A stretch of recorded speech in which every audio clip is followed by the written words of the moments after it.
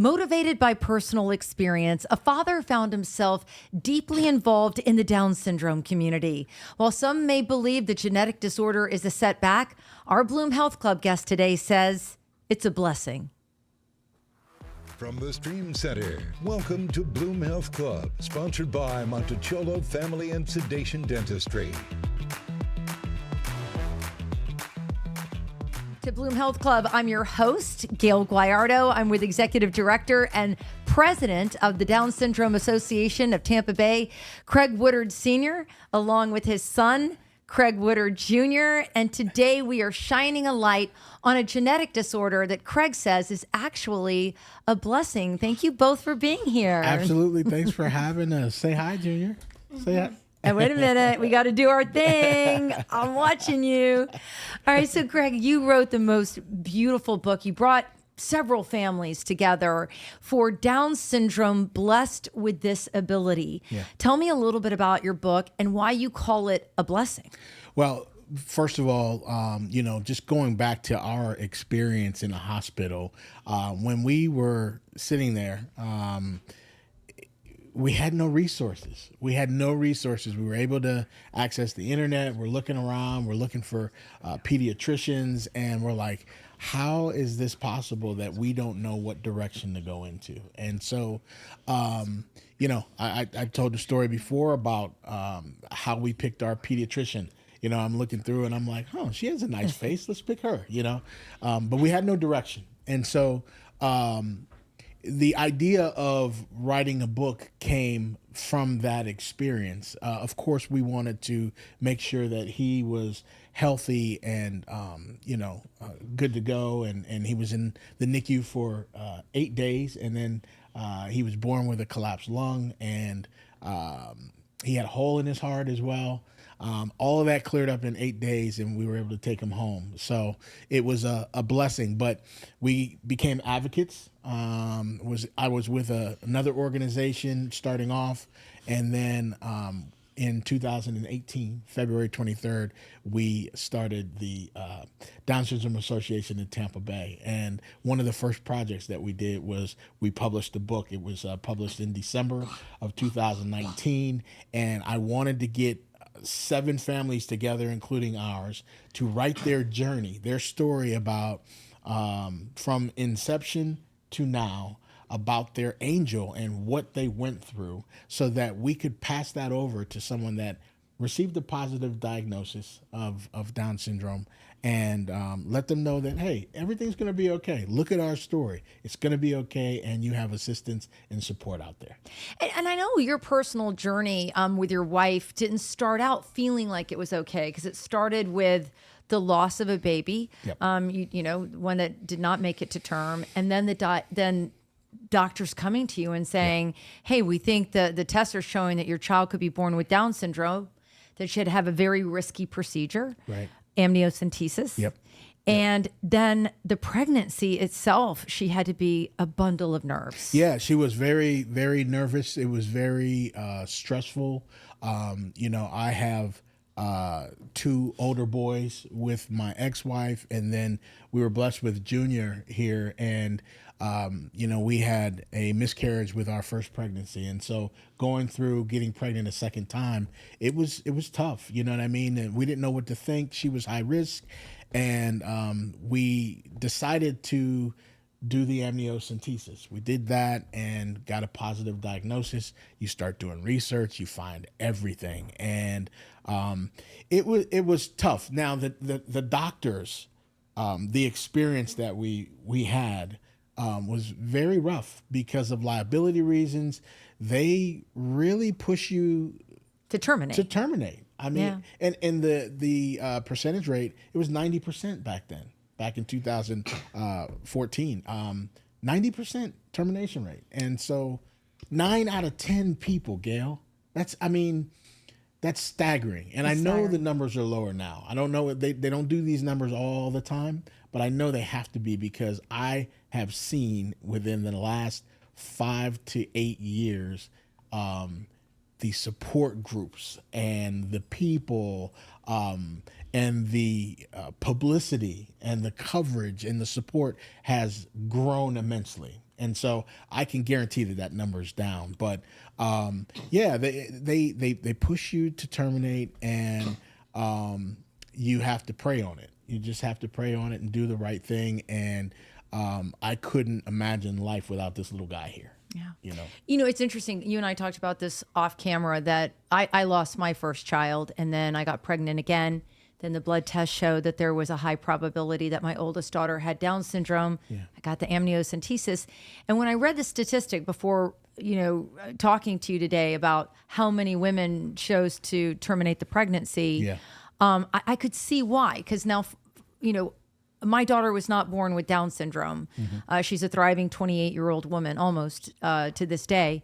But that kind of seemed like that was the road I was going to have to go in. And I remember thinking to myself, man, I just lost a baby. Yeah. Now I'm going to have to terminate a pregnancy. It's a lot of doom and gloom, but somehow you as a father are shining this incredible bright light on the situation. Yeah. And I feel like it's my calling too. I made a phone call to my dad when we got the positive diagnosis, and I'm crying. And he said, Craig, calm down. He said, this little guy or girl chose you to be his father, chose Christine to be his mother. You guys are going to do something special one day. I don't know what it is, but you're going to do something special. And I immediately started thinking about what I could do on the positive side of things, And so I was like, we got to be advocates, and we're all in, and my wife was all in, and that's what we chose to do. Now, being a positive person for families is one thing, but I tell you what, I have the pleasure, and I've done this 5 or 6 years now, to speak to first-year medical students at USF for bedside manner, dealing with patients with a disability. And they get to hear my story, and I get to form how they are going to be in the future when it comes down to what we've been through, listening to these doctors tell us, you need to terminate. We're letting them know from personal experience how this is and how to be. And I think that's one of the most powerful things I can be involved in, is to be able to turn a student's mind in the right direction for when they get the white coat down the line. It's a marvelous thing for me to touch them. I love that. Our producer, who's also directing Bloom Health Club, Lily Oberhelman, is joining us. And you've been watching behind the scenes. And whenever you can slide them in, feel free to do so. I know we got a 3-box going right now, but watching Craig, it's Junior. It's fair to say where you could see these angelic tendencies. He is such a sweet little boy. As soon as I saw him, my eyes lit up. Oh. And you can tell he lights up any room he comes into. And it's really crazy how the perspectives have shifted over the years. I think we're very lucky that they have. I do have a question for you, because I was thinking about this as you were mentioning how the perspectives have changed. Mm-hmm. How can people who don't have direct experience interacting with people that have special needs still be an advocate and step up? Well, the easiest thing is to reach out to you can reach out to me, number one, here in the Tampa Bay area or elsewhere. I get phone calls from people all over the country. I'm from Erie, Pennsylvania, so I have a lot of following and family up there. But you were an athlete back in the day, right? I was, yes. I know that about you. Yeah. Yep. So, you reach out. First of all, you have to speak up. And if you want to be involved, we want you to be involved. So we take volunteers. We talk to people all the time to correct ignorance. There's things that they don't know. We talked about people first language. Some people will say a Down's child. You don't say a Down's child. You say a child blessed with Down syndrome. I say blessed, but you can say a child with Down syndrome. It's always people first, not the disability first. Some people say Downs instead of Down syndrome. Yeah. Down is a name.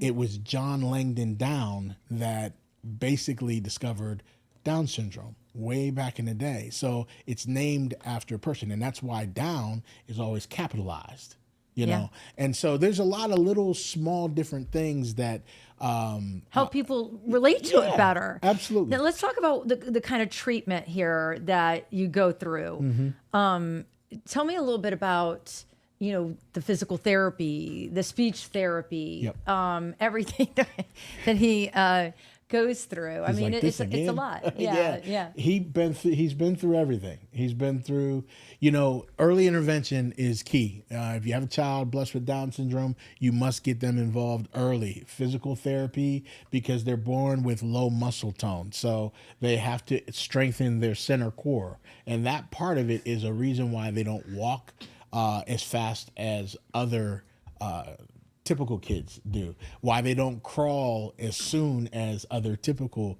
kids do. The tongue is a muscle, and they have a speech delay, you know. And Craig, say some things for me. Can you say chromosome? Say it one more time. Chromosome. Yes, that's pretty good. Thank you. Brad.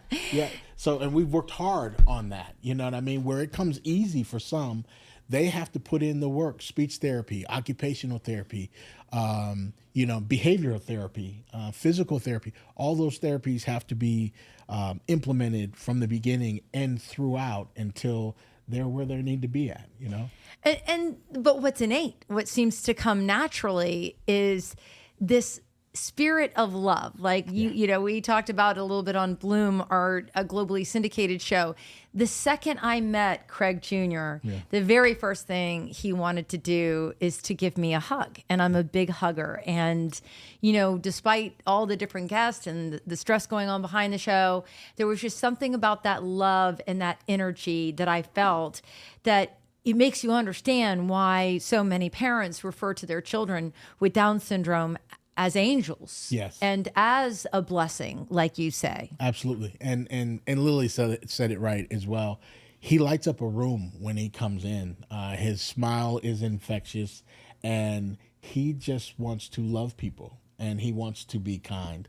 Now he has his typical 11-year-old fits every once in a while, just like everyone else. You know what I mean? Sometimes I have my fits, and I'm 51. You know, but there's all love there, and when he looks at you, you can tell that there's something special. And I always say that they were blessed with that extra chromosome, which is the extra copy of the 21st chromosome, which causes the intellectual disabilities and the speech delay and things like that. But I call that extra chromosome the chromosome of love. And if you don't understand what I mean, just meet someone blessed with Down syndrome, and you'll understand fully where I'm coming from. I love it. And we've got this thing going. Like, we're watching each other. We know what's going on. All right. Do you have time to take a few viewer questions? Absolutely. All right. Let's. The first one comes from Kim. Kim wants to know how early intervention helps with raising a child who has Down syndrome. Yes. Early intervention is key. I would recommend it 100%. Craig Jr. was involved with early intervention. You know, that includes physical therapy, occupational therapy, speech therapy. You have to get them evaluated. You must get them tested.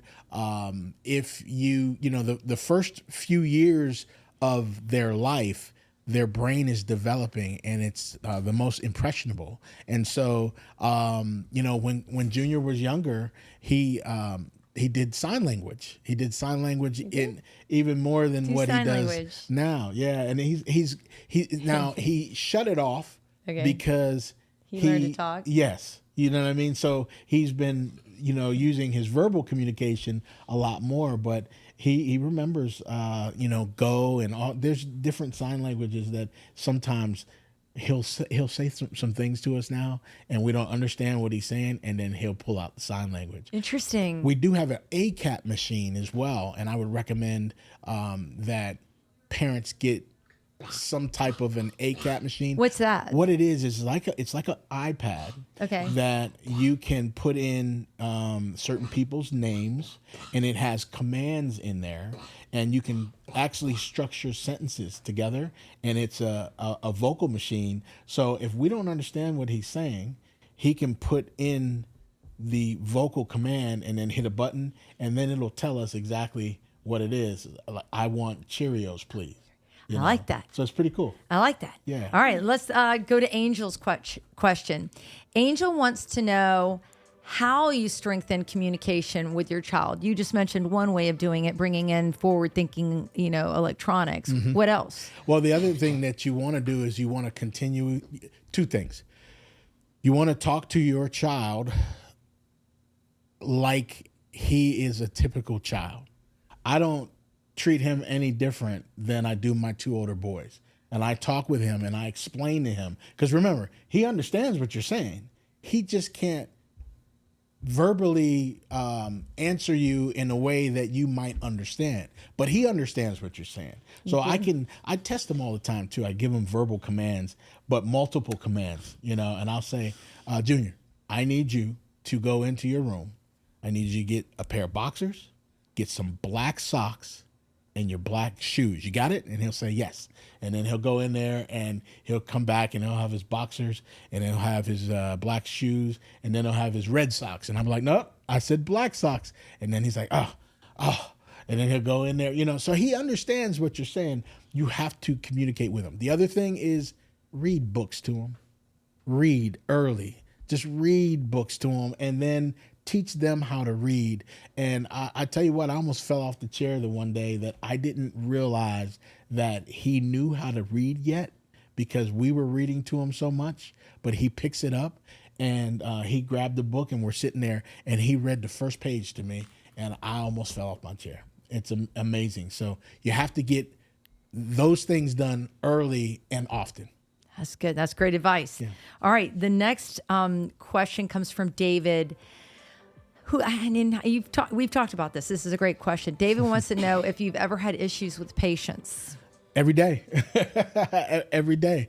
Because, the thing that Junior wants to do is he wants to make sure that that you see him and hear him and that you keep him basically you keep the main thing.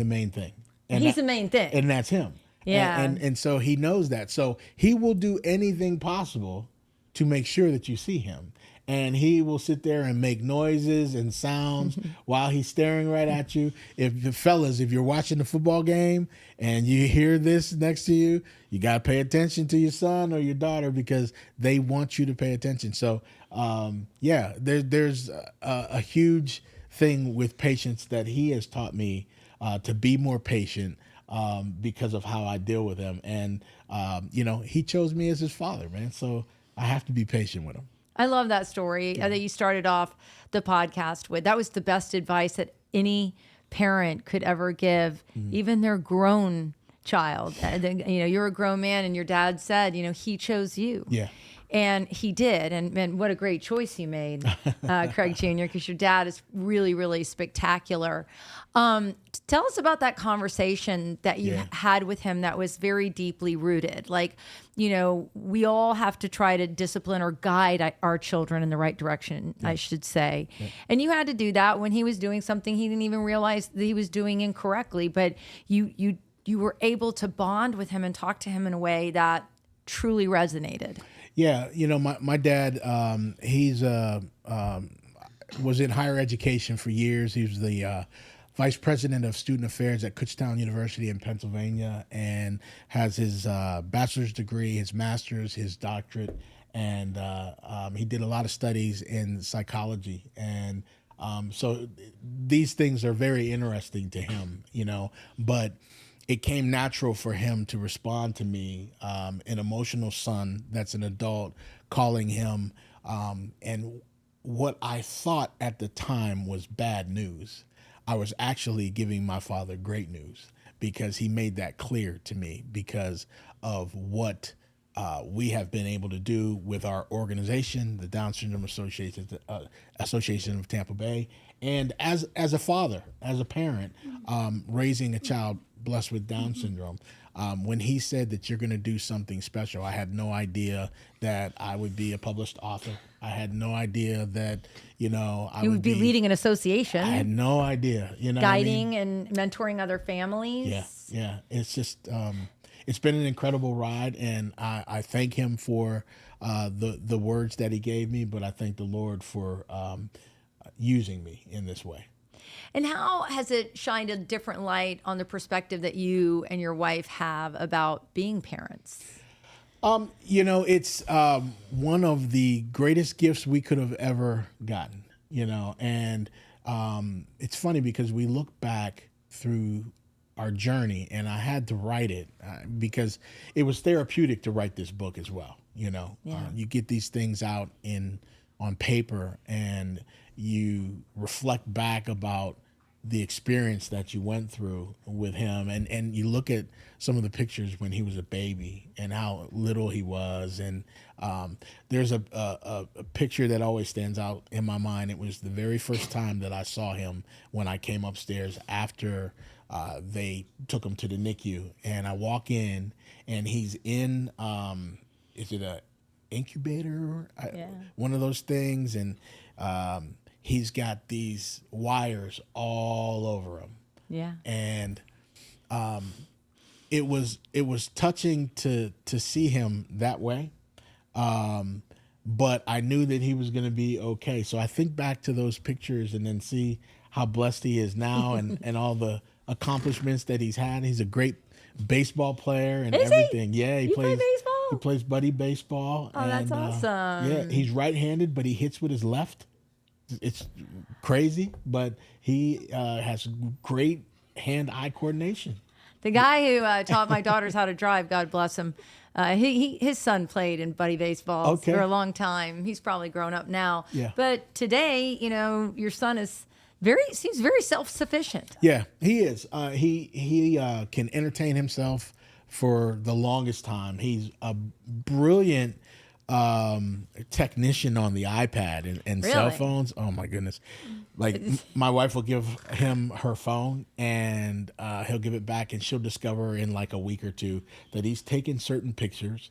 He's made them black and white and they're on an angle, or he'll put a background on it. And we have no idea how he's done that. It's incredible. So, yeah. He's very charming, too. He's got the gift of charm.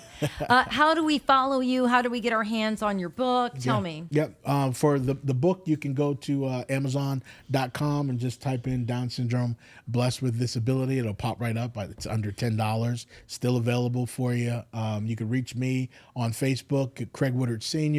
Our Down Syndrome Association of Tampa Bay is on. We have a Facebook page there as well. You can type on hashtag 21strong and we'll pull up. But I'm all over the place. I have a podcast as well that we do on YouTube called Etc. with the Woodards. So we talk a lot about Down syndrome and other things, of course, the Etc. all the time. All right, before I do my rap, everybody get ready. We're doing this. All right, many thanks to Monticciolo Family and Sedation Therapy for believing in Bloom Health Club and sponsoring our show so that we can share these spectacular stories with you. And you can always watch our streaming show, Bloom Health Club, on Apple TV, Fire TV, Roku, Samsung TV, WFLA.com, and YouTube, Spotify, and Apple Podcast. I will see you on the next Bloom Health Club.